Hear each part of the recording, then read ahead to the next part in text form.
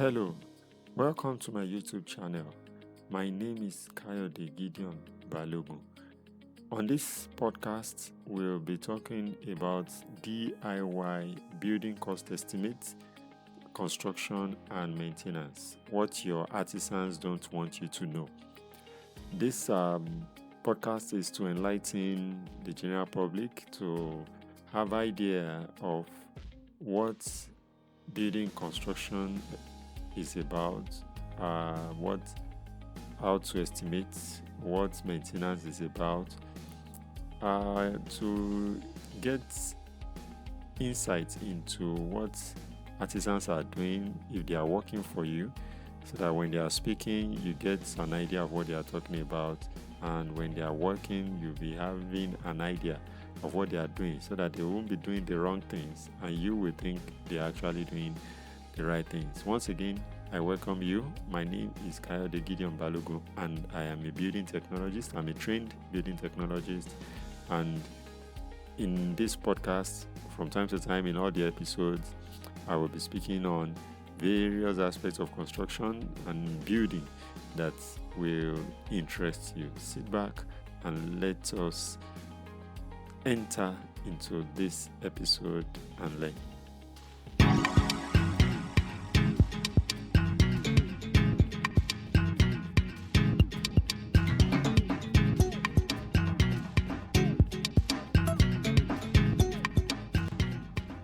Welcome back.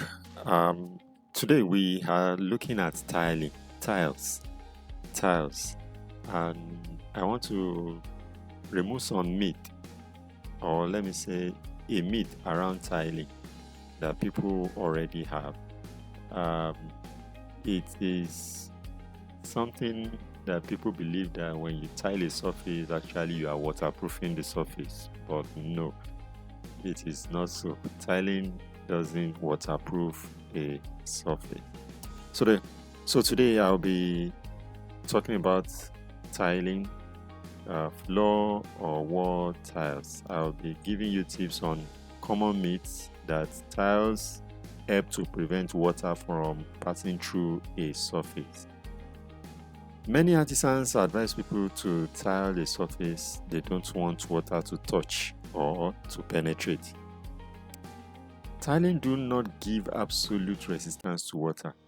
It can actually repel water for a little time or a little magnitude, but it doesn't resist water. It can repel water for a period of time, but it can't resist penetration of water. Tiling can enable water to flow off and dry easily on a surface, but it does not prevent an amount of water to pass through it or through its cement joints or its joints. When you are talking of tiles themselves can soak water in their nature. They are ceramics, so they can soak water. So if water doesn't pass through them directly, water can pass through the joints, maybe some failed joints or some. Water is very powerful. It can always seep into the minutest space. So there are various qualities of tiles which absorb water on different amounts. As we are talking about that tiles can absorb water, it's not all tiles that absorb water in the same quantity or on the same level. Some absorb water easily, some do not absorb water easily. So some high quality tiles can resist water up to 95% rate of their resistance. Today, or let me say generally in our country, yes, I'm in Nigeria.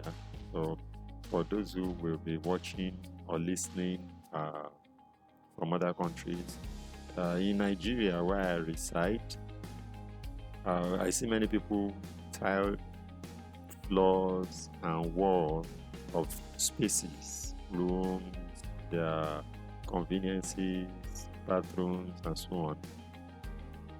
And they believe that is to do water resistance activity. Actually, it's not so. So some people also do construction of overhead tank stands, whereby they put which they use concrete or they use block work, and when they construct this overhead tank stands, they on their building. Yes, some people do it separate away from the building. Some people put they put a slab on their building and put their tanks, water tanks, storage tanks on their building, and they will floor those places with tiles, and on the walls with tiles. It does not prevent penetration of water into the slab at all. It doesn't prevent water from seeping into the slab on which they have put the water tank. So when there is rain, when rain falls, the water settles on the tiles and begins to find a way to percolate in bits into the slab.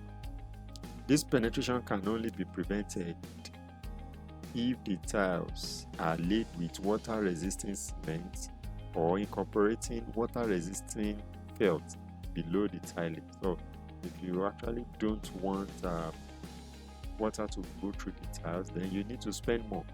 And when you're spending more, what are you spending on? You need to get water-resisting cement to actually lay the tiles, or to fix the tiles, so to speak, depending on where you are doing it. You're putting on the floor or on the wall.